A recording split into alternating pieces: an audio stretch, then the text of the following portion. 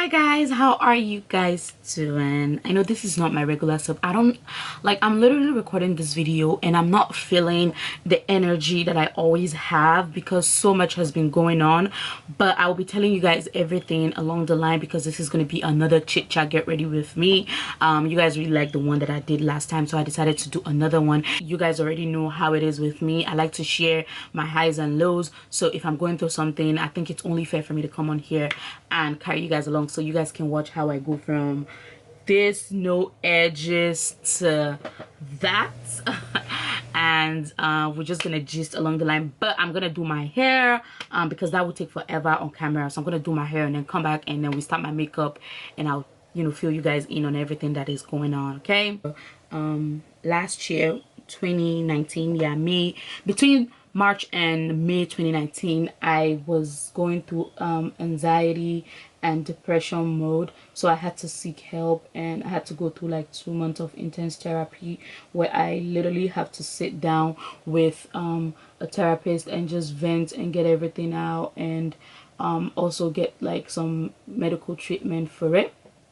This is not something that I discussed like vaguely about it, but I barely like talk about it generally or express it to a lot of people because it's like something that's very personal to me. It's a very trying time in my life, but then I got better. I was doing fine, I was on the right track, I was enjoying my own company and everything. And lately, about a month ago, I started to go back to that stage. I started to go back to that place in my life where my life was just really dark, and I would notice that everything was not just going right for me anymore, and I started to just feel, I don't want to say suicidal because I'm not actually suicidal at all, but I started to feel like will my life be better if I'm not here anymore? It's just so complicated to explain the feelings that go through your head when you're going through these things. It's very hard, and that's why like when I go on social media and I see news of people saying, oh, somebody committed suicide, and people are like, oh, talk to somebody about it, it's not as easy as it seems. Like, people think it's easy for people that are going through anxiety and depression to just sit down and just talk about it. It's not easy because you can't even express how you're feeling. You can't even say the things that is going through your head or through your mind the way you would like to, because right now I'm trying to express it to you guys and honestly I'm not able to put it into words. But some people think, especially being a Nigerian, it's hard going through anxiety and depression because people think it's just you seeking attention. That's how a lot of people see it. They see it as attention. Like, even when you speak out about, oh, I'm going through this thing, people will tell you that, oh, you're just seeking attention or you're chasing clout, until the person commits suicide, then you see them. And that's how I say Nigerians are very hypocritical, to be honest. When somebody speaks out about them going through anxiety or depression, a lot of people will say, oh, like, oh, she's just seeking attention, oh, she wants more followers, oh, she just like wants to chase clout or whatever. And then boom, like following week, blogs report that the person committed suicide, and you see them under it typing RIP and everything. And it's just very, very fake to me. Like, what did you do when this person told you they were going through it? I was actually very toxic at a point also. I like to put myself on check and tell you guys how it is. I was very toxic at a point too, because I got to a stage where I will feel like I felt like I needed to get my point across at all means, and I will fight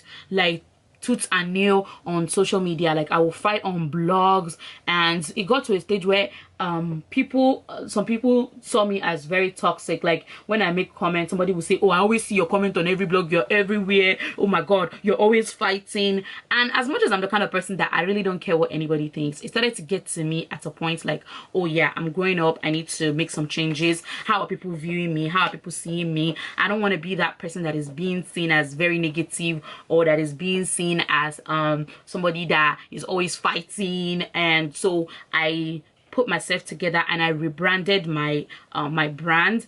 I started to become more positive. I've started to become somebody that I wanted people to come to for just positivity. So I made my Instagram very, very comfortable, and I started making it more, more sarcastic and more fun, my captions and everything. And it was just like I was bringing in more positive energy around me, and things started to grow. Like, my social media was growing. I was getting more more people wanting to work with me. I was always getting emails and everything like that, and I figured out that you need all the positivity if you want to grow on social media. So for me, that was one basic thing that I did last year that really shaped my social media experience. It's just that I stopped feeling the need to express myself. Like, if I put my opinion and you don't agree with it, that's your business. I don't need to fight you. Recently a lot has been going on, especially like on Instagram, with the fact that you become online and every day you're seeing one person died,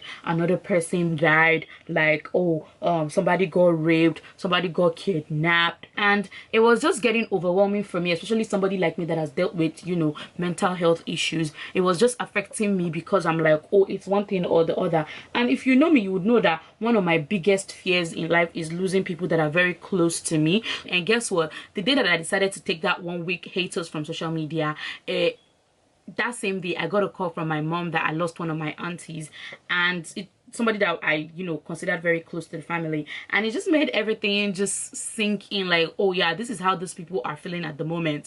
And I just needed that break away from that whole negativity. I needed to enjoy my space. I needed to just zone into my own self and bring radiate happiness into my life, only focus on the positive part of my life right now, and stop letting negativity rule my life. So that was another reason why I felt like I needed to get away from social media. And then if you know me really well, you would know that the biggest thing in my life is I don't compare myself to anybody, and I feel like my journey is different from theirs. And you know, I wouldn't let the fact that other people are doing better than me affect me as a person. But then I'm human, and it's, you know, it's normal that sometimes you're going to feel some type of way. You're going to feel like, oh, you're not doing enough, or that, oh, things are not going the way it should be going for you.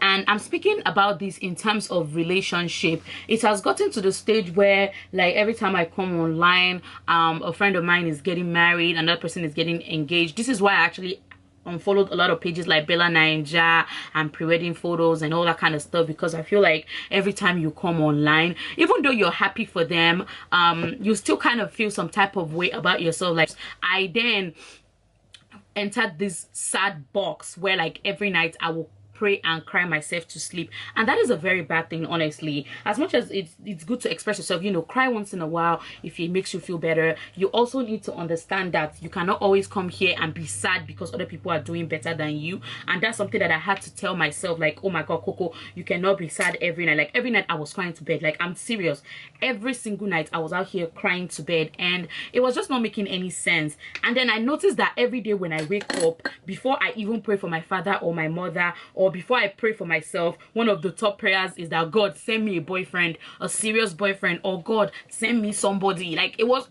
all the things going on in my head was not even my education anymore. It was not my growth anymore. It was not my my prayer was not geared towards my business or, you know, income anymore. It was basically mostly just, God, I want a boyfriend. My social media started to grow the moment that I became more positive. So it was like I had more followers and I had more people, you know, on my social media, new people, and I was always getting messages. Like, in a day I would get at least, like, the least messages I get in a day was like at least 25 to 30 messages.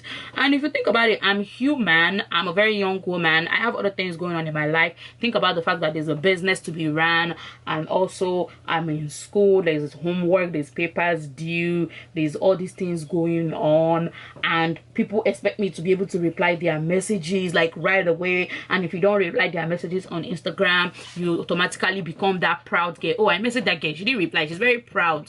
So like things like that are things that people need to understand, that we that are on social media and are running businesses and everything, you need to understand that we are human, and at the end of the day, you know, we have a life outside of social media. Some of us just do social media as a side gig, and we have our lives to live, and Instagram is not everything for us. And people don't realize that, people don't understand that. People expect you to be there 24/7. Oh, some people will even tell you what to post, like, oh Coco, I want you to put what. There's this girl that comes on my Instagram and tell me, Coco, the next video I want you to make is this, and I'm like, sis, I have a list. Like, I'm not playing. But that I feel like, yeah, that's what we signed up for, being on social media. That's one of the things that you would always get. You know, there's always going to be those self-entitled people that feel like, yeah, you owe them something, and you owe them to always reply their messages, you owe them to always you know, be there. People need to understand that I'm human too, so it got really overwhelming because I'm not able to, you know, be as constant as I will be, and I'm not always as active as I will be. I'm not always on social media. The best way for me to be able to focus on other things in my life is to put off my notifications. So if you guys see me online and I'm replying your message, is because I'm online. If I'm not replying your message, I'm not online. That's just fact. My notifications are not on, so I don't see when people send me stuff. Facts. I don't.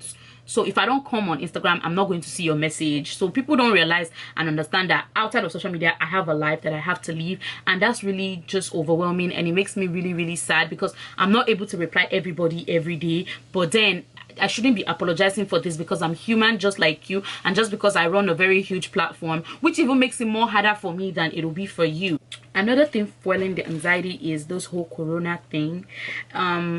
Apart from the whole virus itself, something else that it has done is like really slow down a lot of processes of things going on in our lives. Like for me, something big that was supposed to happen this year was my mom moving to America to join us, and because of this whole corona thing, like she's unable to, you know, be here. And it really, because I planned everything out in my head already, like everything that's going to happen with her being here and a lot of things, and because she's not here, it really like kind of just messed up my whole plan for the year, and I just got really, really, really sad. And you know, embassies are not working the way they should. Nobody is going for interviews right now. Visa processes are being slowed down, all those stuff. It just kind of compounds. Like a lot of things just happen and just come together and mess with your head. So that was something else that I had to deal with. The fact that yes, my mom it's very possible that she might not get here this year like we planned. Like this was such a big thing for me. It was something that I really, really was looking forward to. And the fact that she's not you know, she's not able to make it down here this year, 2020, it just really just messes with my head. Like I just cannot put the thoughts together. It also included me improving myself spiritually and talking to God more often, because I feel like in this life you get so skin deep into the worldly things that you stop to forget about the things that matter the most. The fact that there's still somebody up there that you need to talk to when you need stuff. And so yeah, I needed to, just this 1 week, within 1 week I was able to achieve this. I was able to like retrace my steps spiritually, and I felt like yes, I needed to move closer to God. Like I'm very, very spiritual, but then I felt like I needed to move more closer to God, and I needed to speak to God more often about my problems and stop worrying a lot, because honestly I overthink things and I worry so much. And you know what's so sad is people see me on social media, they think everything is going well for this girl. You know, everything might be going well financially and maybe socially, but you also have to remember that I'm human, and I also, you know, have stuff to think about, and there are also like times where I am down. And it's just so, you know, funny how when people are down they come to talk to me, and then when I'm down, who do I talk to? So that's why I needed to like move closer to God, because people see me as a solace. People see me as someone they can come to and talk to when they're down, but when I'm down I don't have a lot of people that I can talk to. So I feel like it would only be fair for me to also have somebody that I can talk to when I'm down besides my mom. So God is my ultimate solace, and so I had to like refix my relationship with God within 1 week, ask for forgiveness for a lot of things, and also cleanse myself spiritually because of a lot of factors that is going on in my life. It's always like, oh, this girl has not married, or when are you going to get married, or when are you going to bring a new guy home? And it's just so much pressure. Like I don't even want to answer some calls from family members. Both of my grandmothers are like the same thing, because they're really old, and I feel like they're expecting so much from me, especially because I'm the first of my parents. So they're like, there's so much expectations. They're like, oh, they want me to get married before they die, something like that. And so I don't even want to call them or talk to them, because I just don't know. Like I feel like, oh, they're gonna bring up the matter of relationship and marriage, and I'm just not up for it. So that's another pressure that I have right now in my life that is messing up with my mental health. And I am going to date when I'm ready. Okay, I'm not ready to date seriously now. If it comes, it comes. But honestly, I have not found the person, and I'll tell you guys a few experiences that I had, just short stories that I had recently. I even had one that was so recent. So I was like, okay, I think it's about time I just start talking to people. I don't have to date them. I can just talk to them and get to know people, you know, stop limiting myself from having fun because I'm looking for something serious. Something about me is, because there's so much expectations from me, I tend not to have fun when I meet new people. It's like I meet somebody today, we start talking, and in my head I'm already thinking, oh, are we gonna get married? What's the future gonna be like? So I don't give myself enough room to have fun, and that's a very bad thing. You need to give yourself enough room to have fun when you're meeting people. So for me, I was not having fun, and so I decided that, okay, now if I'm meeting somebody new, I need to have fun. Like, and when I say fun, it's not like fornicating or sleeping around or anything, because that's against my belief. I don't do that. When I say fun, I'm like, enjoy people's company, meet people, talk to people, get to know people without you thinking of the future immediately you meet them. So recently I met this new guy that I started talking to, and when I met him, he's different from everything that I've spoken with. He's very, very reserved. Like, he doesn't talk a lot. I'm the opposite of him. You know how they say opposites attract, right? So like, I'm literally the opposite of him. He's very, very very boring. He doesn't go out. Very smart. He just graduated with his master's in engineering, and he works. He doesn't even stay in the same city as me, but you know, things were cool. We started chatting, but let me tell you, as this guy is as a reserved as he is, that guy was a big pervert, and I'll tell you guys why. So the first time we talked on the phone, it was more calm. It was more of getting to know each other. I kind of picked an interest in him, knowing where he's from, his background, his beliefs and everything. But the second time we started talking, Uncle felt the need to get sexually personal. And I'm like, whoa, we just started talking barely a week. Like, you don't need to know when last I had sex. You don't need to know if I'm sleeping with anybody. You don't need to know what size I'm into or all that kind of nasty stuff. And that's a huge turn off for me. When I just meet somebody and all they want to talk about is, you know, sexual stuff, I'm not into that. I'm not sexually active. So why should I want to talk about it, you know? So I started feeling like this guy was very intrusive of my personal space, and it was just a huge turn off for me that I lost interest in the whole conversation. But how am I going to explain this to people when people are asking me, why don't you have a boyfriend, or why are you not dating? How will I explain to them that I'm only meeting perverts, people that only want to have sex, and I'm not ready to do that?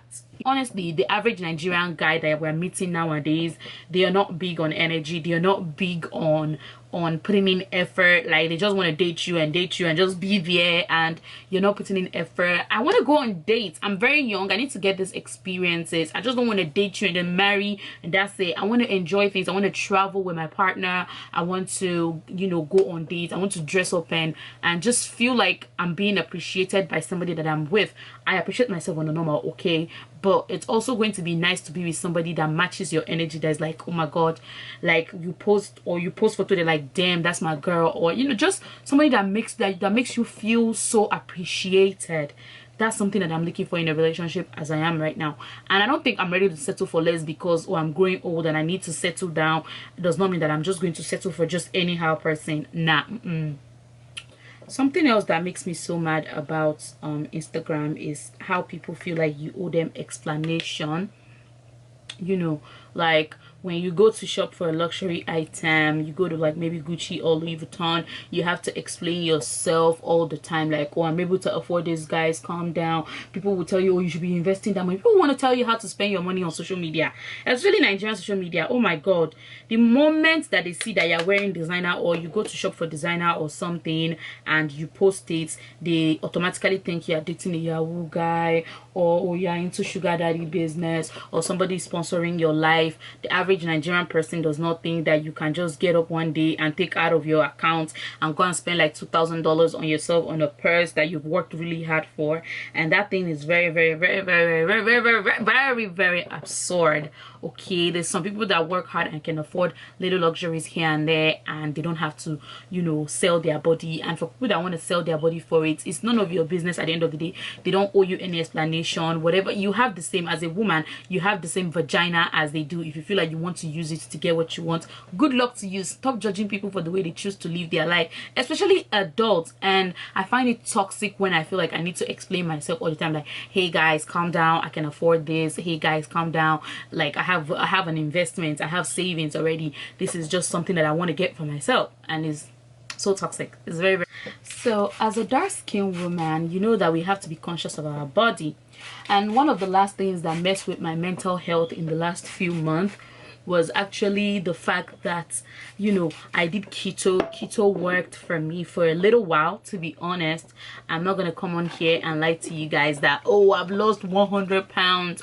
For the first 3 weeks it was amazing, like I was seeing good results and everything, but then mind you, it had its side effects. And some of the side effects of this keto for me was it messed with my period. Like I started having very painful period, like, and the period pain, I never used to have period pain, and then the period pain will start like a week even before my period came, and I was in so much intense pain.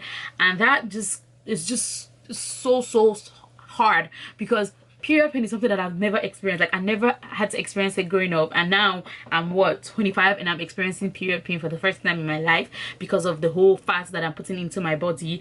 And also it was messing with my skin. Like my skin was breaking out really bad. Like if you see, I have a breakout right here right now. It's very, very hurtful. Like don't tell me how I shouldn't be putting makeup on my breakout. That's my business. It's my skin. I can do whatever I want with it.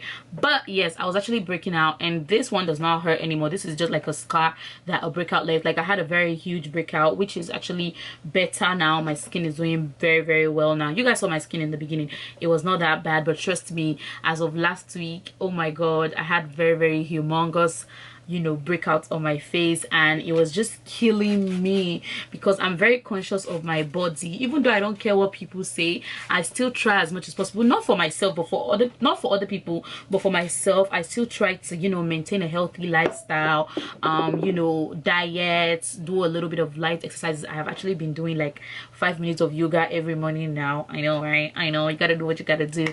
But yeah, so that was something else that was messing with me, because my skin that was doing so well started breaking out, and then my weight was just taunt. It was not increasing, and it was not decreasing. It was just right there, you know. It was just right there. It was not doing anything anymore. I was like, this keto is not working anymore. So I feel like I need to share that with you guys. Like keto worked, but it got to a stage where it just froze, and now I'm not back to eating carbs fully, but I've been sneaking in carbs into my meal here and there, and I think I'm just gonna go back on regular diet and just continue my 1 meal a day, you know. So yes, that is what messed with my mental health for the last month. Yes, if this video is up, it means I am back on social media, and I have cleared up my head, and I'm back to, you know, continue to enjoy you guys' company and give you guys all the good stuff.